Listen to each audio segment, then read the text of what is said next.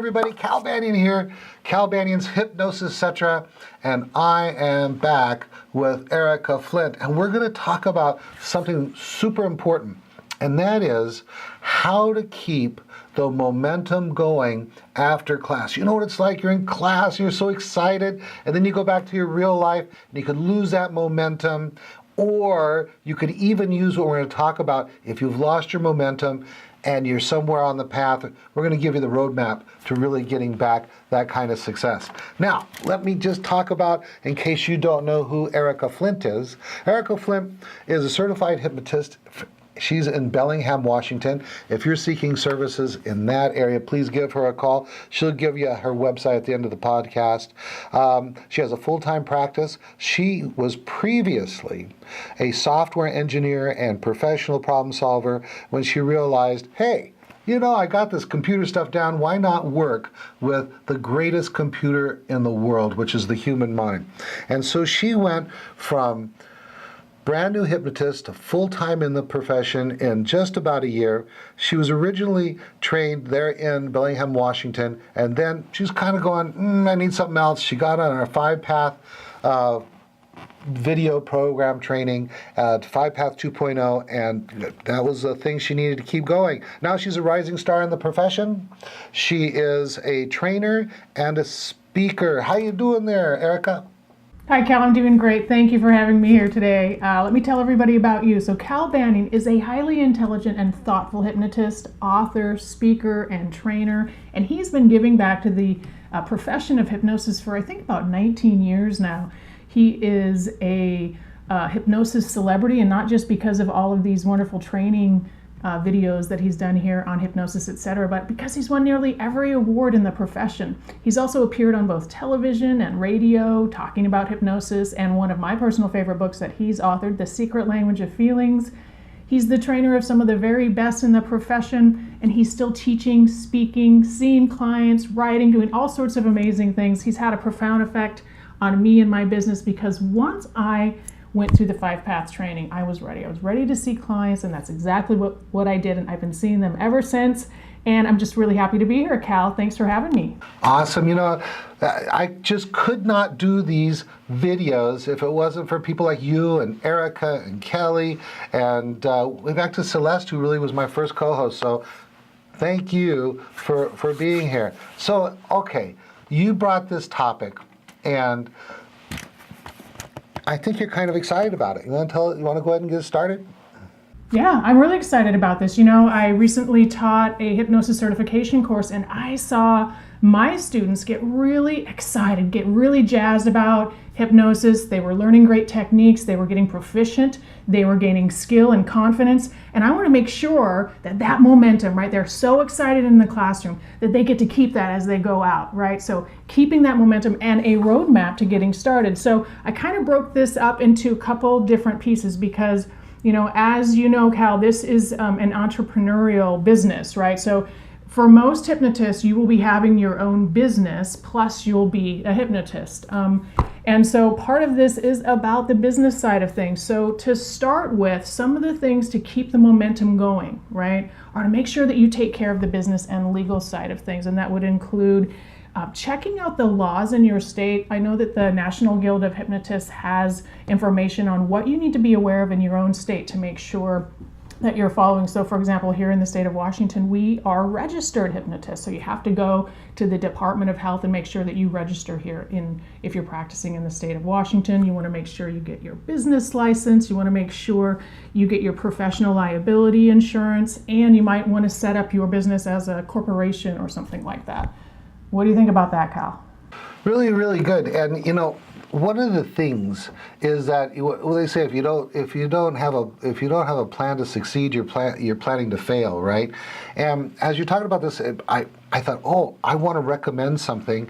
I don't want to get you off track, but I went and I contacted 5 of our successful grads who went from classroom to client, full-time practice, and I said, let's each of us write a chapter in a book about how we did that, how we went from classroom to full-time practice. And the name of that book is Real Hypnosis Business Success. And you can get it right there on Amazon.com. Real Hypnosis Business Success. And Real Hypnosis, I'll put a link down below, right down there. All right, so down below you can get a link, and what's cool about it is 4 different pathways. They have things in common, but they have things that are slightly different, and you'll see and you can borrow some from this person, borrow some from that person. Have you read that book yet? Yes, I have. It's a great book, and I love that you get the different approaches from each author, because everybody's practice is a little bit different, right? Well, right. You have different goals in mind. Some people want to have a big center like I have, and some people, they want to have something out of their home. And both of those are valid, and everything in between is valid. And so the pathway or the roadmap to those different kinds of success have things in common with each other and things that are slightly different. Cool. I'm sorry to get you off track, but you inspired me to think about that. It's not really off track, because that's actually part of the process is continuing education, right? So just to kind of switch tracks just a little bit and talk about that, you really want to make sure that you are doing continued education, right? So when you're in, the classroom and you are practicing and you're being drilled and you're learning and you're gaining confidence, that is great, but you want to make sure you can get into the office as soon as possible. And once you get there, you want to make sure you do continued education. You want to make sure that you're going perhaps to the NGH convention and getting some education there and meeting hypnotists. So I think that it's right in line with what I'm suggesting here, Cal, is that's definitely part of it. But to bring us back kind of to the business side of things, there's definitely this marketing side of things that needs to take place. And, I think pretty much now the expectation is you will definitely have a website. What do you think, Cal? If you don't have a website, you don't have a business in this day and age. Isn't that correct? Yeah, that's what I think too. And I've been seeing some talk kind of online in the forums of people waiting to get their website out there until it's ready. And from my perspective, I think it's better to get your domain name, get your website out there, even if it's a page with, your address or some information about you, get that out there early. Even if you are not planning on driving traffic there immediately, I think it's important to get your site out there, because Google will crawl it early, and the longer it's been out there, the higher ranking it will have. What do you think about that? I'm thinking that sometimes people, especially hypnotists generally, are cut from the same cloth as counselors and social workers. They're people, and they're not highly technical. And so you can get overwhelmed. You look at these websites like Amazon.com or CNN or whatever, and you go, wow. Or you look at some other hypnotist websites and they got 18 pages or 180 pages. You think, how am I going to do that? And I say, look, let's just get started. What the oldest way of promoting yourself probably is a business card. Get up an equivalent to a business card on the internet, 1 page. And that 1 page, has a pleasant, approachable picture of you. It's got your business name, your contact information, a motto. There you go. And you're set. That's your business card. And then as soon as you're ready, now think brochure. Your brochure's got, it might be a bifold or trifold, and it just talks about the services you provide. And so you can move up into that, a 1-page, 2-page brochure, and just do it in steps like that. And there's, lots and lots of people now that will do a simple website like that for you very inexpensively. Or you can go to GoDaddy and these other kinds of hosting places that have templates, and you can just get something up, and then you can refine it later. How's that sound, Erika? That's exactly right, Cal. I completely agree with that start. And I love how you've kind of captured it so simply. Start with the business card idea, move to the brochure, and then you can go from there. I'm constantly updating my website. I don't think that you ever are finished, right? I mean, there's new things happening, and maybe you write a blog article, or maybe you change your services, or things change. So I think that your website is kind of a work in progress to some extent for the rest of your life. I think it's going to be for me, probably. So, and I think that it's the best way to reach clients. Most people are going to want to check you out online, even if they've heard about you. They're going to go look online. They're going to see your picture. They're going to want to see if you look legitimate, kind of get a feel for you based on your website, right? And where else are they going to check? Well, where are they going to check for you? Yep. Well, let's see. They might check for you on some of the social networking sites. They might check exactly. for you. Keep that in mind. Yep. If you've got a very professional website, and then online, you're using profanity or doing things that you got to remember. Your potential clients will look you up, find out as a hypnotist in their area, find your name, and some of them will go, I wonder if they're on Facebook, and they'll go check you out.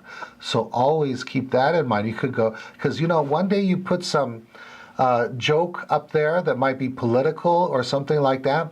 If you do anything political online, you can instantly cut your clientele in half.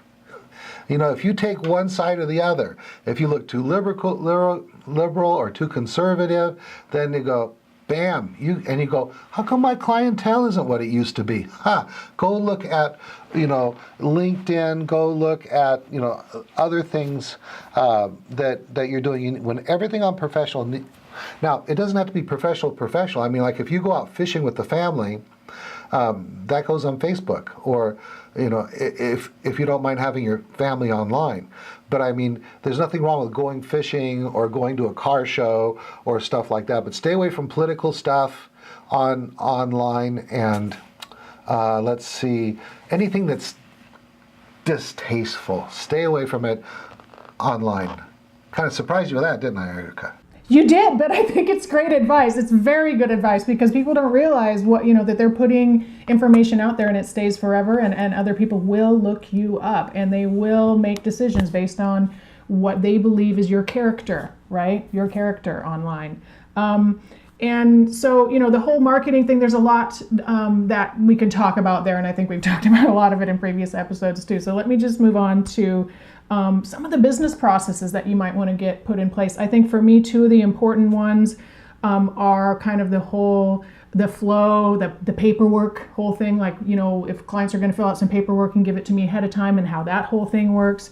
And then, the fee and an appointment policy. So what do you think about business processes, Cal? What do you think are important for a new hypnotist to have in place? Well, I'm not exactly sure what you mean by that. Well, if I'm trying to categorize some of these things, it's like I wanted to make sure, for me, that clients would come in, I want them to fill out this paperwork before I see them. That's what I consider a business process. I want that paperwork to be filled out when I see the client, because it helps me in my business, right? So I guess, maybe those are the only two things that we would be concerned about: the client filling out the paperwork, and having some maybe policy. Is a policy a better word? A business policy, like the appointment policy, that type of thing? Right, and here's something that might surprise you. The Client Bill of Rights is very important. And the Client Bill of Rights is something that's been really put forward by the National Health Freedom Organizations and embraced by the National Guild of Hypnotists. And that is, and it varies from state to state. Let me say this. Wherever you are, check to see if there's a National Guild of Hypnotists chapter near you. In most states in the United States, and I know I'm speaking to everyone in the world when I talk about this, but there are also chapters in different countries around the world too. And if there's members to a chapter in your area people have been around for a while, they typically know if you need a business license and stuff like that. Because the first thing is, I have a saying, if you can't afford to do it right, you can't afford to do it. And so what that means is you need to be legal. At the very minimum, you need to be legal. And then the next level is you need to be ethical. So when you provide a client bill of rights, you're saying, here are your rights as a client, and here is my background, my training, and if you have a complaint, this is who you can take it to. And under those conditions, in some states, you have free reign to work on whatever you want with a client, because the informed client has the right to choose what kind of services, as opposed to maybe in some legal environments, you can't see clients without being challenged to be like you're practicing medicine without a license or practicing psychology without a license. So, and the National Guild of Hypnotists provides an excellent generalized client bill of rights. Good, there you go. All right, very good. Thank you for pointing that out. The other thing that you will want to get in place is some type of financial stuff, right? I found it a lot easier to have a separate bank account for my business, separate bank account. Eventually, you could potentially get in, credit card processing. I don't know that it's absolutely necessary. Initially, I went after that right away because I wanted to be able to accept credit cards in my business right off the bat. Some people want to pay with a credit card, and so I just wanted to make that available to all of my clients right away. I waited quite some time to do an online shopping cart, though. So I waited almost a year before I allowed people to purchase and buy things on my website. So I just wanted to point out that you don't, like Cal was saying, you don't have to do everything right away. But the financial component I thought was pretty important. What do you think about that, Cal? Okay, this credit card issue. It's, you know what? When you take credit cards, two things are going to happen.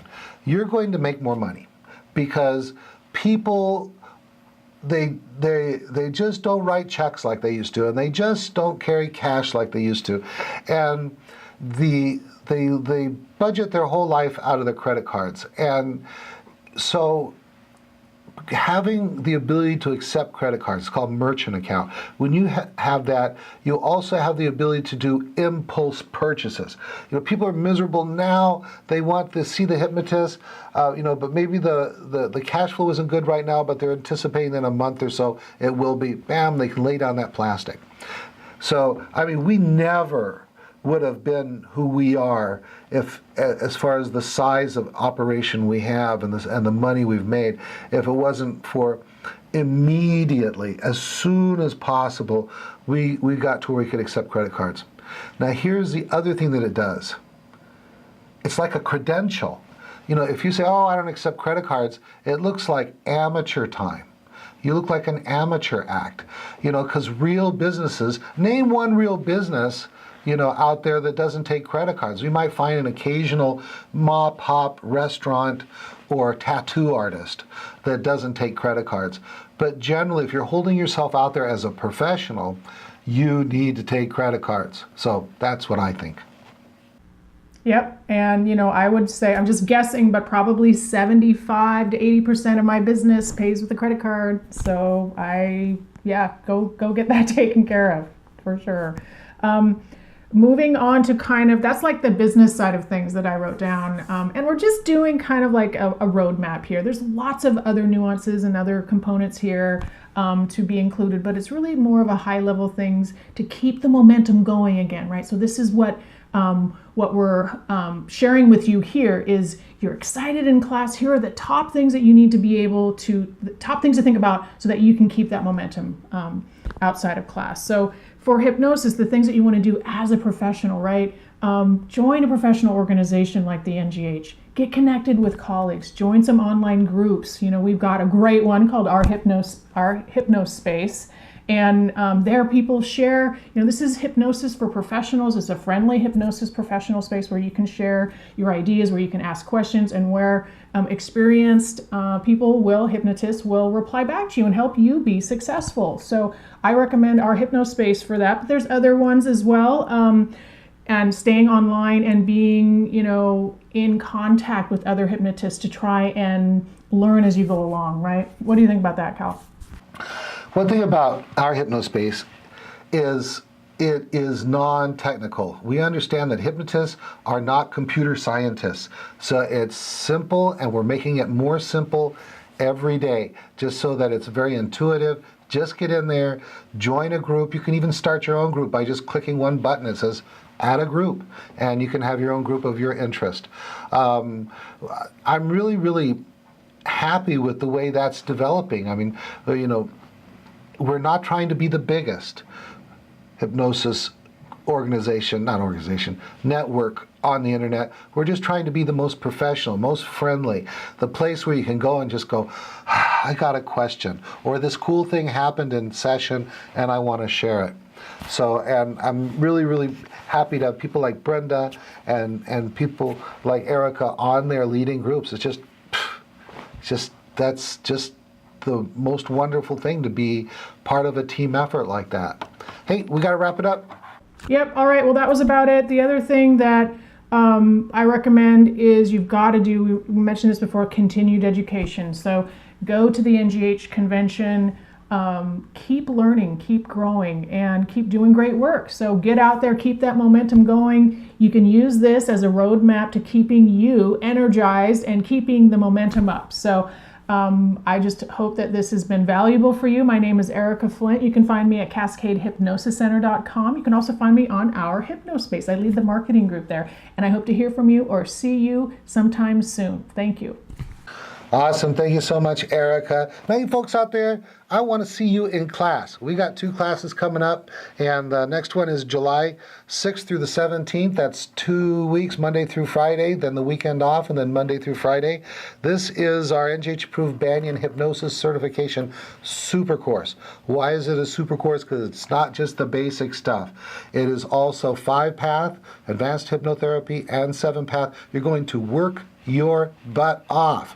It's 100 plus hours of training in 10 days. So you can imagine you're going to eat, sleep, and poop hypnosis, but you're going to come out totally. This immersion experience is really the best way to learn. We have the Week of Power coming up May 3rd through the 9th. And now let me tell you about that. It's the exact same class, except that you are already certified. You have to already be a certified hypnotist. We spend less time on the basics and go right in. We just make sure everybody's on the same page, they have the right basics, then bam, we get right into the same advanced stuff, 5-path and 7-path. And you're just going to go away going, wow. And I'll guarantee you right now, if you haven't been absolutely blown away by the 3rd or 4th day, turn in all your stuff, and we'll give you a refund, because that's never happened. It never will happen, because I'll tell you what, there was so much more to that class. Everybody is like, wow, I never thought it would be this good. So, take me by my word. We got a class coming up July, we got a class coming up in May, and for you guys who are watching this 1 year later, 2 years later, we always have our class schedule here on calbanyan.com. All right, that's it. Thank you very much. Start thinking about the NGH convention coming up in August. We'll all see you there. Cal Banyan, signing off.